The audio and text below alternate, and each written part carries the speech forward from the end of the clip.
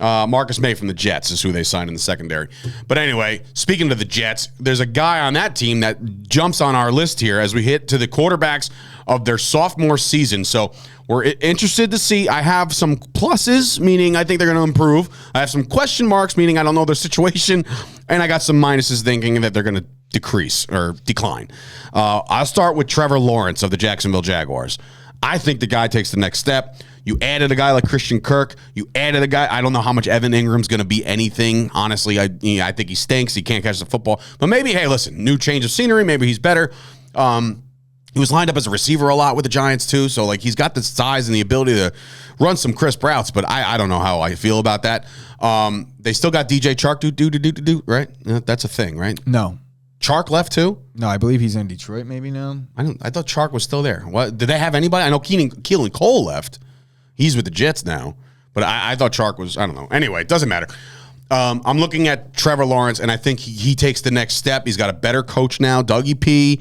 As much as I don't like him for his Super Bowl run with the Eagles, he's definitely good with the quarterback, especially young quarterbacks or guys that are weathered the storm, like a Nick Foles. Now he has somebody that can lace it. So I think Trevor Lawrence takes the next step in 2022. I believe that Trevor Lawrence and the Jaguars in general take a leap forward this year.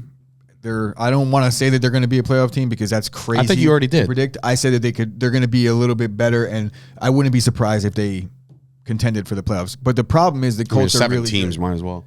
But the Colts are really good, and they're not going to win the division. So looking at the AFC West, there's some really good teams that you could think are going to control the wild card situation. But because they're in a bad division, the Jaguars, like they really do have a chance to win some games within and pad their schedule a little bit. And then you never know at the end of the year.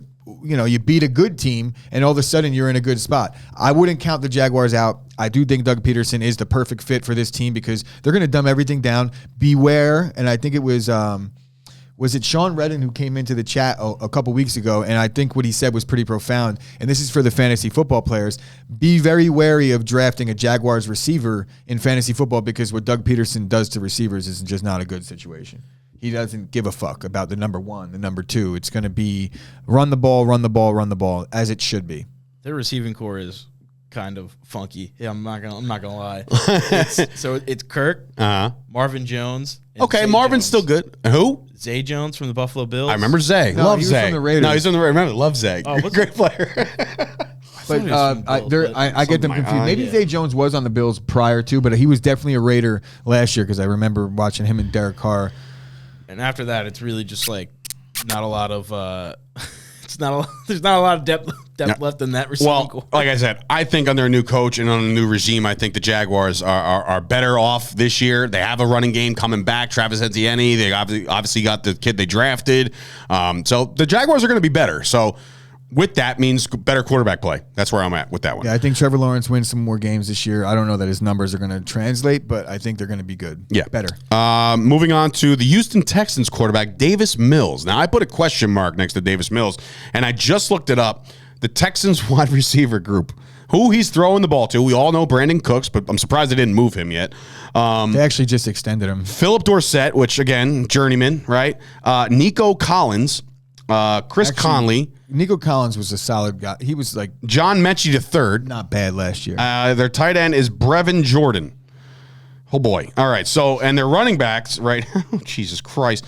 Marlon Mack is listed as their starting number one running back right now. And then Sexy Rexy Burkhead is behind him. Yeah, the Texans have a chance to be a very bad team. Sneaky draft pick. I feel like the Texans running back is going to arguably potentially be the number one rookie running back in fantasy. He definitely has a shot. I can't think of the name off the top of my head, but definitely got a guy that they're going to bring in and probably compete for number one running back reps, no doubt. Could you pull him up? Could you look at the Titans running back that they drafted?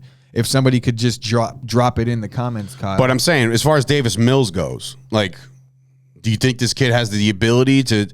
It's hard for me. Lovie Smith is the coach now, so he has a little bit of a veteran leader in Lovie, and I'm thinking to myself, I can't say plus or minus because it's like there's so many moving parts with the Texans. They just stopped caring last year after the Deshaun Watson nuts bullshit. It's going to be tough for him to win more games than they won. I think they surprised some people last year. Their team isn't good. They're not going to be much better this year. Damian Pierce.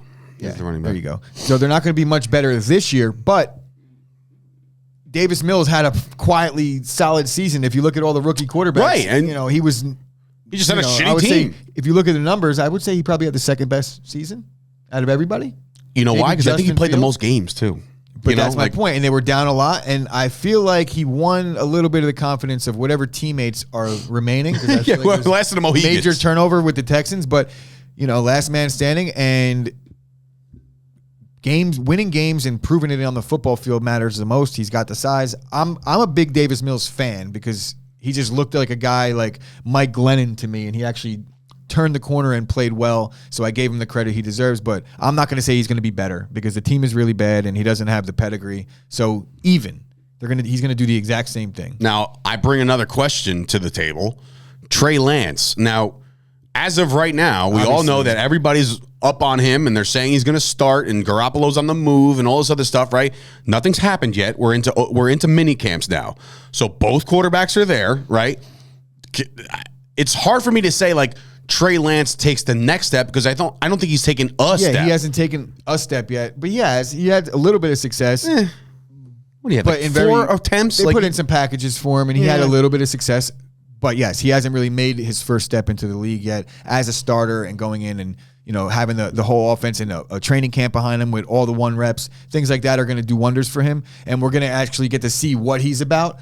The 49ers they traded up, they invested a lot to get to him, and they're letting Jimmy G go, who's proven that they could win with him. Maybe they haven't won at all, but they've had some real success with Jimmy G under center. And for them to move on from a guy that's taken them deep into the playoffs multiple times, you got to buy into the Trey Lance hype as of now, and I do believe in their coaching staff's ability to decipher what they think is a good quarterback or not, because they've been around a bunch of good ones. So yeah, I'm going to say he's going to be a lot better than people think. He has a chance to crack the top 10 in fantasy, no doubt about it. I'm with it. All right. One guy I think will definitely take the next step, and there's no question in my mind, and that's Zach Wilson. You know why he is going to take the next step? Because he fucking has to. The Jets cannot screw this up.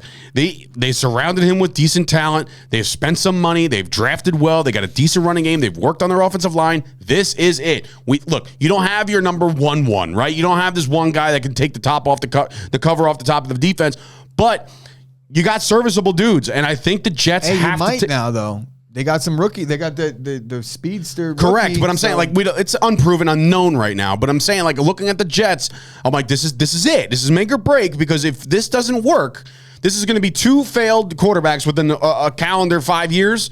Between Sam and him. So it's got to work, and that's why I think that he has to take the next step. Well, just because it has to work doesn't mean it's gonna work. I do agree he's going to be better because I believe that the coaching staff is got the right idea. They're going the right direction, and they're not going to ask them to do too much because if you see what they've invested in early in the last 2 drafts is the running game. They're going to run the shit out of the football. Robert Saleh is cut from the same cloth as the 49ers system. And the Shanahan system. So their plan isn't going to be to just throw Zach Wilson to the Wolves and have him throw the ball 55 times a game. If that's the plan, it's not going to work. They do have a good offensive line in the making. So he should take another step just by proxy. You can't be much worse than you were last year. But even if he doesn't take that real leap in year 2, if he has a very similar year 2-esque of a Josh Allen made his leap in year 3. So you got to give some of these kids a little bit of time. But they are doing the right thing, and I do think that there is the upward trajectory happening. So I'm going to buy in on him making a leap. I just don't know that he's going to be a Pro Bowl talent right now, but I got big expectations for Zach Wilson this year, so we'll see. 2 guys that I think are negatives for me. Justin Fields of the Chicago Bears. Now, they've done him no favors. They've traded away or they've gotten rid of or let walk out the door Allen Robinson, right? You look at that, Mooney might take the next step as a receiver, but you've done nothing for this kid. They lose a lot of parts. I just don't think they did enough for him to succeed and take that next step. I think he struggles. I think he's on the run a lot. And maybe that does work to his advantage and his style of play, but you still got to have playmakers down the field to do something. He's going to make a ton of dynamic plays. Right. Mooney is a very underrated receiver. He's one of the better route runners in the league. But another situation where he was dealing with Trubisky just airmailing the ball to him, much like Justin Fields is going to be doing. Justin Fields, like you said, he's going to be on the run. They don't have really that strong of an O-line. Definitely not a great pass-protecting O-line. And their defense isn't really what it was. They moved off Khalil Mack. So the Bears right now, I think they're struggling to find an identity. And Justin Fields basically at this point is their identity. him and David Montgomery, I think, are just going to alternate carries. And then you're going to see Justin Fields on 3rd and 6 skip a 5-yard out to whoever receiver is open. So the receivers here, I'm looking at it. It's Darnell Mooney, which we just talked about. Equimanius St. Brown, Byron Pringle, Tajay Sharp, another journeyman, Dante Pettis. This is bad. This is not a good receiving core. And you're looking at the tight ends. Cole Kmet, we saw him. He came on a little bit. The running game, it's now going to be solely on David Montgomery, because Khalil Herbert, as much as he's come on in replacement, I don't know if he can hold. Looking at the Bears right now, that's a bad team, dude. They have a potential to pick number 1 next year. And Bears fans, I'm sorry, I know you're out there, but I don't see it. Talking to you, Rube and Jay Silva and DJ Mario and like all these guys that I know that are diehards. I don't know. I can't see it. And finally, Mac Jones. I'm putting him on the no-go, on the no. That he's going to regress a little bit. I don't think the Patriots know what the hell's going on right now. I think that their offensive, just the scheme itself, when you take a defensive coordinator or a special teams guy and you make him the offensive coordinator, it's just things are going weird in New England, and I don't think they've set Mac Jones up for success in year 2. I just don't. Yeah, they didn't, but if you looked at their roster going into last year, you were saying it's all dumbed down. They put big money into Hunter Henry and Jonnu Smith, and that's kind of what their offense was. Games like the Buffalo Bills game where they had 3 pass attempts the entire game, that's the kind of offense that the Belichick regime is trying to run right now, because Mac Jones doesn't have any weapons, and it's another unfortunate situation because you have a young quarterback that's trying to develop, but you're going to stunt his development because you just don't have anybody to help him. But they did sign Devontae Parker, which again, that is big. He's big. That is big. But that's it. I feel like he's very underrated. Kendrick Bourne I like too. Nelson Aguilar. They have like these number 2s all over the place.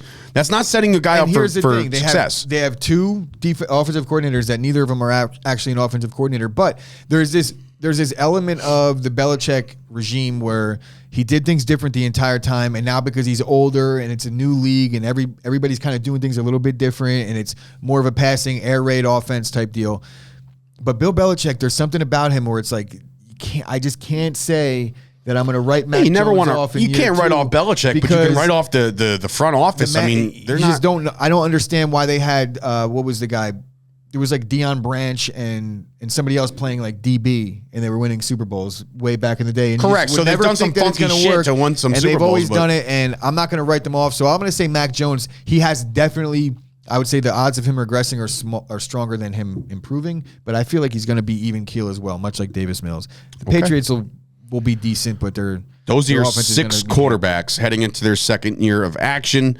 But it'll be interesting. It'll be interesting to see that.